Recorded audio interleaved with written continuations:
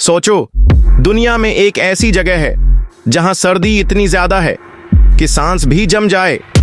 क्या आप जानते हैं जमीन पर सबसे ठंडी जगह कहां है? ये है अंटार्कटिका। यहाँ का दर्जा हरारत -89 सेल्सियस तक रिकॉर्ड किया गया है, यानी इतनी सर्दी कि अगर पानी फेंको तो जमीन पर गिरने से पहले ही बर्फ बन जाएगा।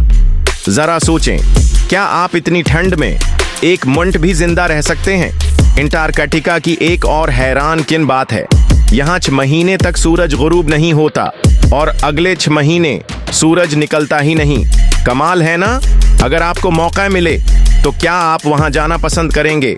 याद रखें, यहाँ कोई मुस्तकिल इंसान नहीं रहता, सिर्फ साइंसदान रिसर्च के लिए आते हैं। और सबसे दिलचस्प हकीकत, जमीन का 70% मीठा पानी इसी बर्फ में जमा हुआ है।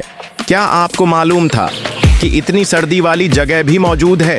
अगर वीडियो अच्छी लगी हो तो लाइक करें, सब्सक्राइब करें